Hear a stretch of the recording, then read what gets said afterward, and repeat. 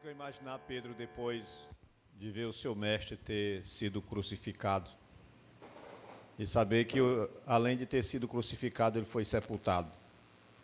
O seu mestre que ressuscitou tantos mortos na presença dele, Pedro, pelo menos no Sagrado Texto, nós temos no mínimo aí 3 episódios de ressurreição do Senhor Jesus. Quando ele ressuscita uma menina, quando ele ressuscita o filho da viúva de Naim, e quando ele ressuscita o próprio Lázaro, e ainda curou a sogra de Pedro, não é? E aí Pedro, que de repente tinha deixado aquela vida que ele levava para seguir a Cristo, agora ele larga a rede do pescador de homens, a rede que pescava homens, e abraça novamente a rede que pescava peixes, e volta à prática da pesca de peixes, não de homem, como o Senhor Jesus já havia falado para ele.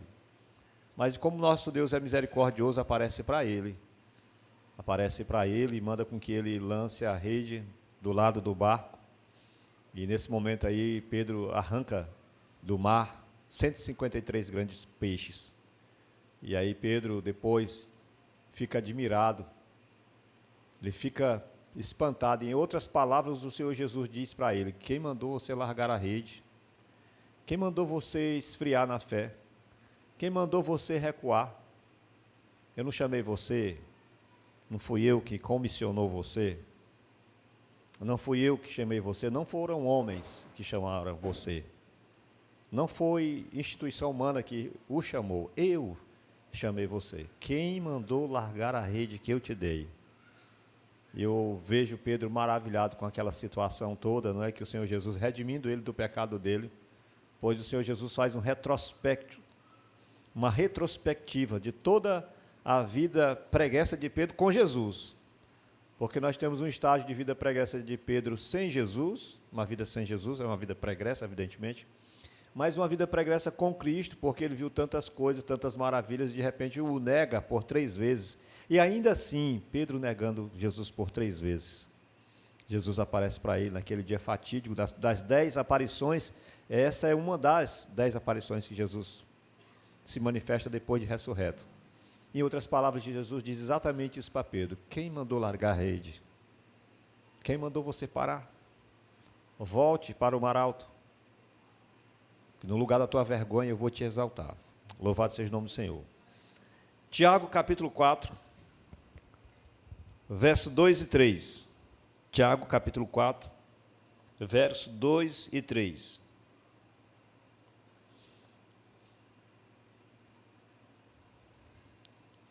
Cobiçais e nada tendes, matais e invejais, e nada podeis obter. Viveis a lutar e a fazer guerras, nada tendes, porque não pedis. Pedis e não recebeis, porque pedis mal, para esbanjardes em vossos prazeres. Maravilha. Cobiçais e nada tendes. A cobiça, ela é quase que o desejo desenfreado da carne. A cobiça, ela é nós queremos alcançar algo que não nos diz respeito a nós, algo que nós temos certeza que nós não merecemos. Isso é a cobiça. E o texto diz mais que, além da cobiça que nós temos, né, e o que é interessante, que é a cobiça, de qualquer forma, ela nos impulsiona. Nós somos impulsionados pela cobiça, ou pela ambição, como queira. A ambição, ela nos impulsiona. E mesmo tendo esse entusiasmo, por meio da cobiça, por meio da ambição, nós não temos nada. Ainda que nós consideremos muitas coisas que nós temos, muito, ou tudo, mas o Senhor Deus diz na palavra dele que isso é nada. Por quê? Porque é fruto de uma cobiça. Aliás, eu digo assim com toda a modéstia, mas a maioria das coisas que nós ganhamos, a maioria das coisas que nós temos, é fruto da nossa cobiça. Desde as coisas materiais até as pessoas que estão conosco. Desde algumas amizades, desde alguns casamentos, é fruto da nossa cobiça. Algumas amizades a gente fez firula, a gente fez artifícios para poder ter uma determinada amizade e acabamos tendo. A vida conjugal às vezes é assim. A gente faz marabalismo para ter uma pessoa como nosso cônjuge e acabamos tendo por conta desse marabalismo. E aí eu tenho dito, existem alguns momentos que eu sei que existe uma ética pastoral que diz que a gente não pode aconselhar casal a se separar, mas tem alguns momentos que eu sugiro a separação. Por quê? A Bíblia Sagrada diz, evidentemente, que não separe o homem que Deus uniu, mas tem muita união que não foi feita por Deus. Olha as uniões que foram feitas por Deus nas Sagradas Escrituras. Os casamentos que foram outorgados pelo Senhor, como é que são? E os casamentos que não foram outorgados pelo Senhor, qual é o resultado deles? Mas muitas vezes nós cobiçamos e até temos coisas, e essas coisas não nos satisfazem. As coisas e pessoas que nós temos do nosso lado não nos deixam felizes, não nos fazem felizes, não nos satisfaz. Por isso que ele está dizendo aqui que a gente cobiça e nada tendes, matais. Ou seja, olha o que a gente é capaz de fazer para ter coisas e pessoas. Matar, e esse matar aqui está falando de homicídio. Matais e invejais, e a inveja, o invejoso, ele não quer ter o que o outro tem, não. O invejoso, a gente, mas falando está invejoso, porque eu comprei e ele comprou também. Porque eu ganhei e ele quer ganhar também. Porque eu fiz e ele quer fazer também. O invejoso não é isso. O invejoso, ele não quer ter o que você tem, ele não quer conquistar o que você conquistou. O invejoso, ele quer ser você. Veja só como a inveja é algo doentio. Se ele pudesse ter a sua estatura, o seu biotipo, o seu estereótipo, se ele pudesse falar como você fala, se ele pudesse ter os dons e talentos que você tem, ele teria. Mas como ele não tem nada disso, ele procura ter as coisas que você tem, para que ele se pareça em alguma coisa com você. Compreende? Esse é invejoso. E nada podeis obter, invejais e nada podeis obter. Viveis a lutar. Meu Deus, por que eu trabalho tanto? Por que eu luto de sol a sol? E por que eu não consigo? Lutais, viveis a lutar e fazer guerras. Fazer guerra é você agir com afinco, com determinação, com esmero até.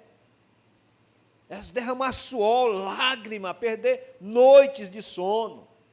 É fazer e acontecer. Fazer guerra é isso, esse esforço redobrado que nós fazemos. E a Bíblia Sagrada está dizendo que nada tendes. Por quê? Porque pedimos mal. Tem algumas coisas, porque não pedis, perdão.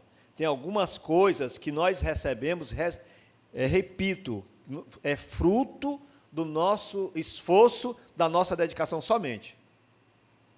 Entenda, não significa dizer que a gente não vai se esforçar, que a gente não se vai dedicar. Na vida, tudo é alcançado pela dedicação com esforço no Senhor, de maneira que o nome do Senhor seja glorificado. Por isso que lá no Salmo 73, né, o salmista diz, meus pés quase que escorregaram a ver a prosperidade dos ímpios. Né, como o copo deles transborda, a taça deles transborda, como a soberba cerca eles como um colar, mas quando caiu em mim eu vi, eu estava como um animal embrutecido, e eu percebi o final deles. O caminho deles é um caminho escorregadio. Então todo esse esforço, toda a dedicação nossa, se Deus não é prioridade da nossa vida, preste atenção, se Deus não tem sido prioridade da nossa vida, é inútil. Nós estamos fazendo um mau pedido para Deus. E detalhe, muitas dessas coisas nós estamos pedindo para Deus. Com esse esforço, com essa dedicação, a gente está pedindo para Deus, mas está se esforçando e está pedindo para Deus. Mas qual é o problema aí? Qual é o segredo de tudo isso? É que nós devemos pedir segundo a vontade dEle. Sabe? A gente deve pedir segundo a vontade dEle. Senhor, se não é da Tua vontade, corta, acaba por aqui, Tira para você, se é só o desejo que está no meu coração aqui, se é só fruto das minhas ideias, das minhas emoções, corta agora por aqui. Eu não quero mais ser escravo dessa situação. Eu não quero mais ser escravo nem desse sonho, nem desse objetivo. Eu quero ser tua escrava, quero ser teu escravo. Muda completamente. No versículo 3 ele diz: pedi e não recebeis, porque pedis para esbanjardes em vossos prazeres. Em algumas traduções dizem vossos próprios deleites. É porque eu quero. O não de Deus é melhor do que o sim dele? O que é melhor, o não ou o sim de Deus? O que você acha? O que é melhor, o não ou o sim de Deus? Qualquer um. Se for sim de Deus, aleluia. Se for não de Deus, aleluia. Portas abertas e portas fechadas, se foi fechada por Deus, se foi aberta por Deus, é a mesma coisa. Tudo é bom. Tanto faz ser portas abertas como portas fechadas, se foram fechadas e abertas por Deus, é muito bom. Nós temos vários exemplos nas Sagradas Escrituras. Lembra da mulher de Jacó? Dona Raquel, a irmã Raquel? Lembra dela? Interessante que os patriarcas, eles todos tiveram mulheres estéreis, né? As mulheres não poderiam ter filhos. É sinal de que a descendência, a geração, eu entendo assim, né? Eu tenho esse entendimento, que essa linhagem é muito mais do que sair das entranhas do patriarcalismo. Essa linhagem, ela sai da vontade de Deus. Porque se as esposas dos patriarcas todas eram estéreis, Sara era estéril, Raquel era estéril, esposa de Jacó, mas ela queria, porque queria filha, e ela disse para Jacó, disse: dá-me filhos, senão morro. Dá-me filhos. Ela não queria filho, ela queria filhos. E a gente sabe, porque as mulheres naquele período, né, nesse período bíblico, elas queriam, porque, aliás, até hoje as israelitas, mas os cristãos não, mas até Jesus nascer, os homens e mulheres de Deus queriam ter filhos, e filhos homens, varão. Por quê? Porque todos eles esperavam a descendência da mulher que iria pisar na cabeça da serpente. Toda mulher tinha expectativa que ela iria parir o Cristo, o Redentor de Israel. Toda mulher, e não sabia o tempo, né, queria, porque queria parir homens. E aqui ela está pedindo filhos. E Deus concede com que ela engravide e dê à luz a filho. Teve o primeiro e teve o segundo filho. No segundo filho ela morreu de parto. Ela achava que estava pedindo a vida, mas, no entanto, estava pedindo a morte. A palavra mais educativa para os nossos filhos, não é para os nossos netos, tá? Vou fazer essa ressalva. Para os nossos filhos, a palavra mais educativa é o não. A melhor coisa que um pai possa dizer para um filho é o não. Porque o sim é óbvio, se é uma coisa que, não é, que é importante, que é interessante para o filho, claro que o pai vai dizer sim. Não estou falando de coisa óbvia. Eu estou falando do não, que muitas vezes os pais não dizem para os filhos. Porque filho é aquele jeito, fica ali no pé, 24 horas, Na nossa relação com Deus é assim, né? E às vezes o pai dá tanta abusada, tá bom, só dessa vez, viu? E geralmente o negócio dá falha. Geralmente dá errado. Ou, quando esse filho cresce, quando ele chega à maturidade, você vai ver uma pessoa com um caráter totalmente vulnerável, sendo homem ou mulher. Você vai encontrar uma pessoa com um caráter vulnerável porque faltou a palavra mais educativa na vida dessa pessoa, que foi o não. Não tem aquela coisa, menino criado com vó. A turma não fala por aí? Pois é. Criado com vô também é um perigo. O não de Deus é um sinal claro de que Ele nos ama. O não de Deus é um sinal claro de que Ele nos ama. Quando essa senhora, essa nossa irmã que fez esse pedido, pediu filhos, ela não disse para Deus: Senhor, que seja feita a tua vontade. Ela não falou. Porque a palavra de Deus diz que tudo quanto pedires ao Pai em meu nome, Ele vai conceder. Se eu pedir com fé, se eu sou uma mulher de Deus, se eu sou um homem de Deus, se eu sou uma pessoa que tem compromisso com Deus, e eu peço uma coisa ao Senhor, Ele me dá. E principalmente quando eu acredito, Ele me dá. Lembra da oração de Ezequias? A sentença de morte tinha sido dada pelo próprio Deus. Ei, pode ajeitar o caixão aí, porque preparar a mortalha, comprar as velas, porque tu vai morrer. O próprio Deus tinha dito para ele. Foi o que ele fez? Se desesperou. O não de Deus. Se desesperou, virou para a parede e orou, chorou amargamente. Deus concedeu ele vida, 15 anos de vida. Mas nesse espaço de 15 anos de vida, 3 anos depois, ele tem relação com a esposa, e a esposa dele concebe um filho, de nome Manassés, o mais indigno rei da história de Israel, a ponto de pegar o próprio filho vivo e oferecer em sacrifício a Moloque. O mais indigno rei da história de Israel.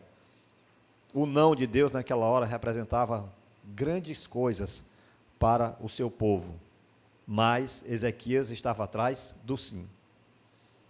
Lembra do Sansão, o irmão Sansão?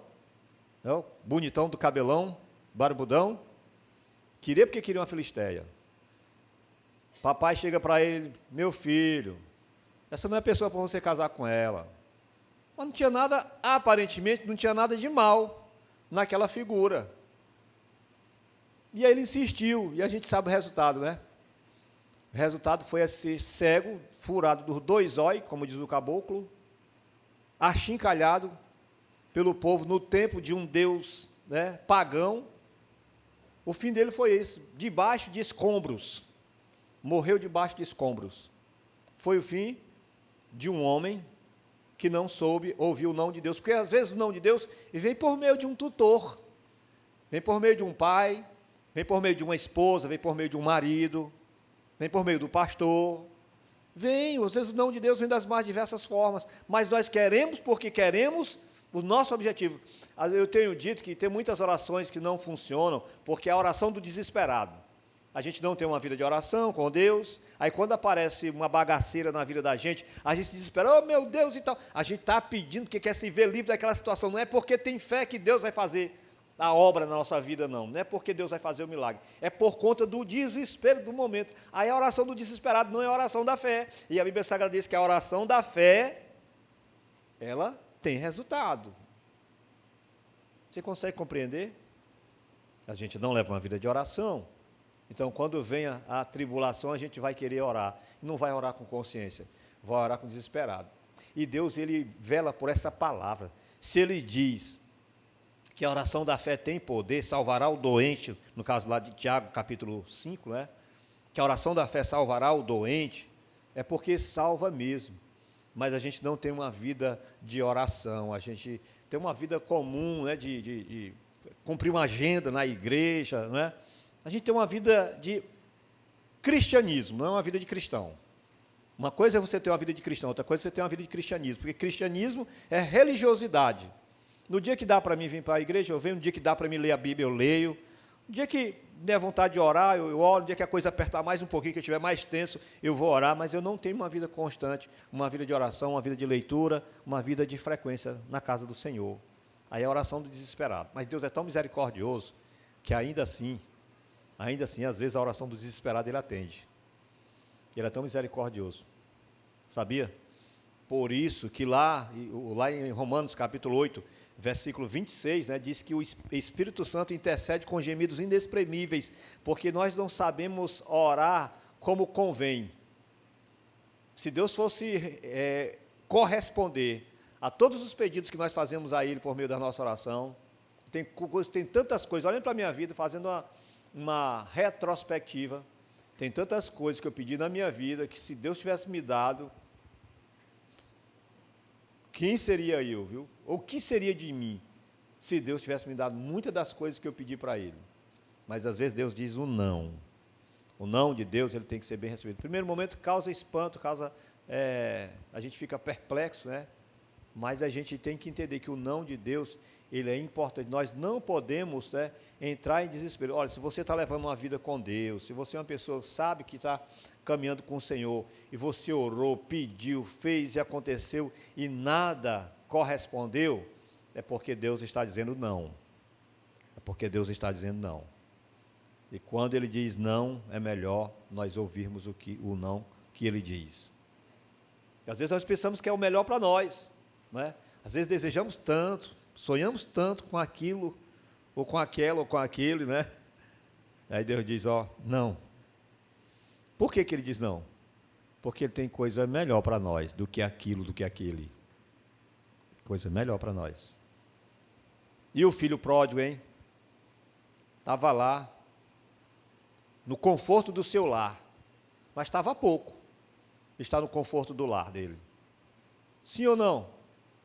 Tinha empregado para fazer tudo o que ele queria, o que ele quisesse. Com certeza era um jovem que trabalhava. Mas, de repente, ele olhou assim, rapaz, essa vida está tão monótona. Pensa numa vida chata. Eu vou aventurar. Ei, pai, o senhor para mim já morreu, viu? A pior coisa que tem é um filho matar um pai em vida, né? Deixar um pai morto-vivo. Foi o caso do filho pródigo. O pai dele estava morto-vivo, porque a herança é só quando o pai morre. E aí, em vida, o pai dele concedeu a ele, tá bom, você quer a sua parte? Tá bom. Está aqui a sua parte, daqui paizão. E deu a parte dele. E ele foi aventurar. Meu amigo, o negócio ficou tão ruim que nem comer comida de porco deu certo. Ele não conseguiu. Estava com tanta vontade de comer comida de porco, que nem isso conseguiu. Imagina aí lá na Pocilda lá, porque o esterco de porco é fédido, terrível, não é? E o ambiente onde os porcos são criados, se hoje é fédido, imagina há 3 mil anos atrás. Há 2 mil anos atrás, imagina 2 mil anos atrás. Eu conheço aqui um pecuarista que cria porcos, e eu chego lá mesmo com toda essa exigência que nós temos das leis sanitárias, do meio ambiente. Meu amigo fede de longe.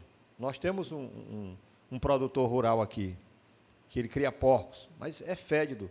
Agora você imagina 2 mil anos atrás, ele lá naquela Pocilda, estava lá, dando comida para os porcos, cuidando de porcos, sujando-se com esterco de porcos. Aí bate uma fome nele, não sei se ele comia uma vez por dia, quantas vezes por dia ele comia, mas ele estava com fome. E ele não comia bem, porque o camarada está com fome a ponto de desejar comer o que o porco come. Não é desejar comer o porco, porque olha, esse texto, essa passagem é muito profunda. Um dia eu vou voltar a pregar novamente nela. Porque o porco, rapaz, isso é maravilhoso. O porco, se tem um bicho para o judeu que é nojento, é o porco.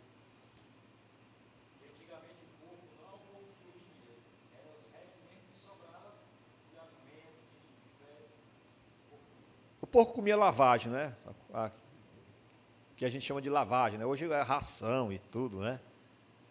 Mas você imagina, judeu tem um porco com um bicho nojento. Porque quando, lá na Batalha dos Macabeus, quando entraram lá no templo, né, que destruíram o templo, lá no templo foram sacrificados porcos. Por isso que de lá para cá os judeus, eles abominam o porco. Chamar um judeu de porco é uma ofensa terrível. Dar porco para o judeu comer é uma ofensa terrível mais ainda. E desejar a comida do porco. Pensa numa situação ultra, super, mega humilhante. E ele estava nessa situação ultra, super, mega humilhante, porque fez um pedido indevido para o pai. E a alusão do filho pródigo, você sabe que é a relação nossa com Deus. É como se Deus fosse o pai, e o pai do filho pródigo fôssemos nós, né? E os irmãos que não vão evangelizar são aqueles que estão dentro da igreja, que são o filho que ficou na casa, ficou dentro de casa. Mas ele não quis o não. Uma decisão que custou caro para ele, sofrimento. Mas na misericórdia, como eu falei, Deus é tão misericordioso, né? Como esse pai alusivo ao Senhor foi misericordioso, e o recebeu de volta. Mas precisa sofrer, precisa quebrar a cara. Eu tenho certeza absoluta que todos aqueles que confessaram Jesus realmente vão para o céu, vão morar no céu. Mas o problema é o processo que nós vamos nos submeter a passar. Não é o processo que nos submeterão, mas é nós nos submetermos a um processo. Uma coisa é nós nos submetermos ao processo, outra coisa é alguém nos submeter ao processo. O próprio Deus nos submeter ao processo dessa vida. Outra coisa é nós, por conta de risco, nos submetermos ao processo. Então, o risco está aí. Para que sofrer? Mais do que já está na conta, já tem na nossa conta um sofrimento. Mas é importante, porque às vezes nós pedimos para gastar nossos próprios deleites. Não, quero porque quero ter uma BMW. Vou fazer de tudo, eu vou ter a BMW. Mas será que é da vontade de Deus que você tenha isso? Não é? Alegrai-vos sempre no Senhor. Outra vez vos digo. Deus sabe o que você precisa primeiro, e Deus pode lhe galardoar com coisas que você nem precisa, que não são de urgência para a sua vida. Deus pode lhe galardoar. Senhor, me dá sabedoria para conduzir esse teu grande povo.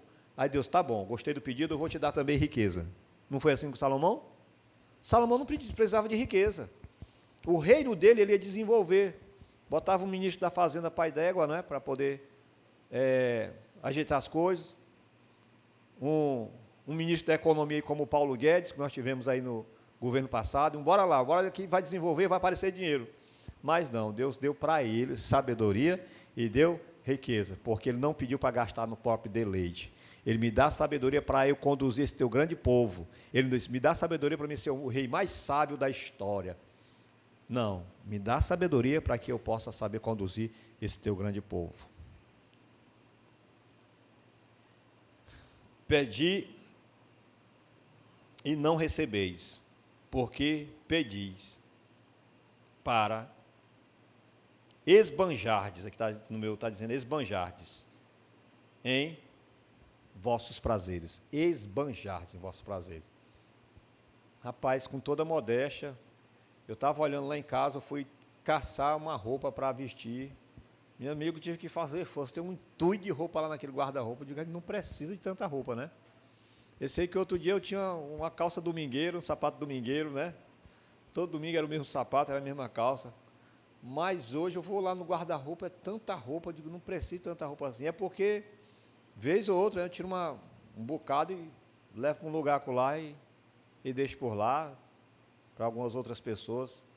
Mas a gente, né, tem esse negócio, chegar no domingo à noite e olhar, deixa eu ver, azul, amarela, verde, preta, a cinza.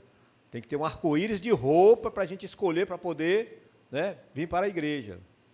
E outra coisa, tem que ter ali, né, a sapataria todinha, para que a gente, afinal de contas, nós somos uma centopeia, não é? É tanto pé para tanto sapato, para o nosso próprio deleite, para nós esbanjarmos nosso próprio deleite. Que Deus tenha misericórdia de nós. Que nós façamos as nossas orações, façamos os nossos pedidos, irmãos, e digamos assim, Deus, seja feita a tua vontade, porque você já tem o melhor de Deus. Você já tem o melhor de Deus. Não há nada melhor nessa vida, nada melhor nessa vida do que o próprio Senhor Jesus. Se Ele foi capaz, como diz Paulo, se Ele foi capaz de nos dar o seu próprio Filho, não seria que com Ele capaz de nos dar outras coisas também? Nós já temos Jesus como Senhor e Salvador da nossa vida. Tem alguma coisa melhor do que Jesus? Tem ou não tem?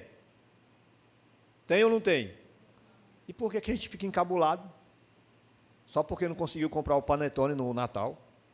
Por que a gente fica encabulado só porque não foi convidado lá para aquela ceia que o irmão foi e eu não fui? Por que a gente fica encabulado porque não conseguiu fazer aquela viagem que eu vi fulano nas fotos lá, eu queria ir lá tirar uma foto daquele mesmo lugar também? Por quê? Se Jesus é o nosso contentamento, se Jesus é o nosso tudo. Então, que Deus tenha misericórdia de nós.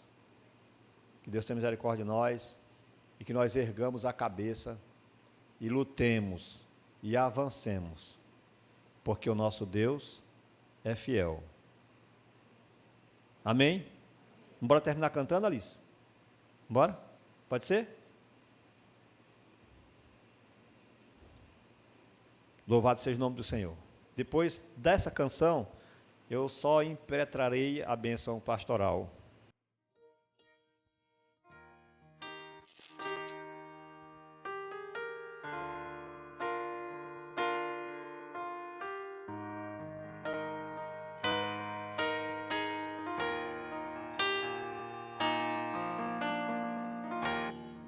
Mestre, eu preciso de um milagre.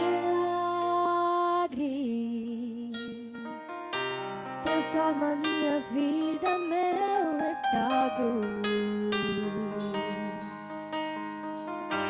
Faz tempo que eu não vejo a luz do dia. Estão tentando sepultar minha alegria, tentando ver meus sonhos cancelados.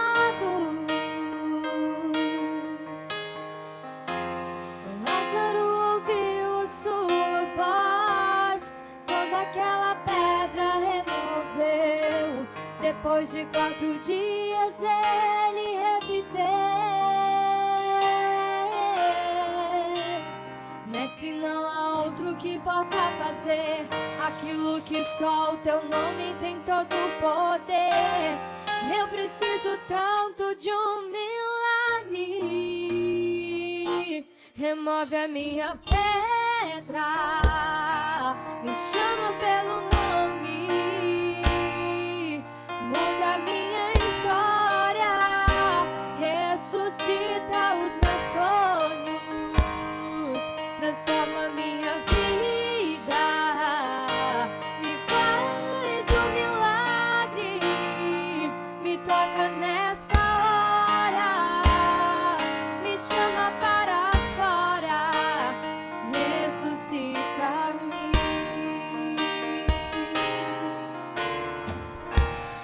Mestre, eu preciso de um milagre.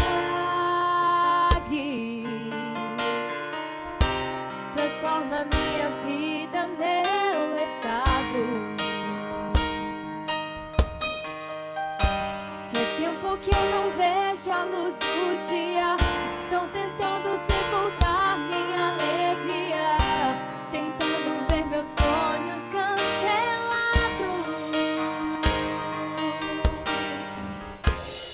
Lázaro ouviu a sua voz quando aquela pedra removeu. Depois de 4 dias ele reviveu. Mestre, não há outro que possa fazer aquilo que só o teu nome tem todo o poder. Eu preciso tanto de um milagre. Remove a minha pedra, me chama pelo nome, muda a minha história, ressuscita os meus sonhos, transforma a minha vida, me faz um milagre, me toca nessa hora, me chama para fora, ressuscita-me. Tu és a própria vida, a força que há em mim. Tu és o Filho de Deus que me enches pra vencer. Senhor de tudo em mim, já ouço a tua voz me chamando pra viver uma história de poder.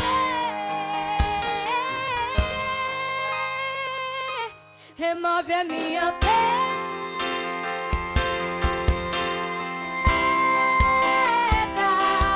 muda a minha história, ressuscita os meus sonhos, transforma a minha vida, me faz um milagre, me toca nessa hora, me chama para fora, ressuscita-me.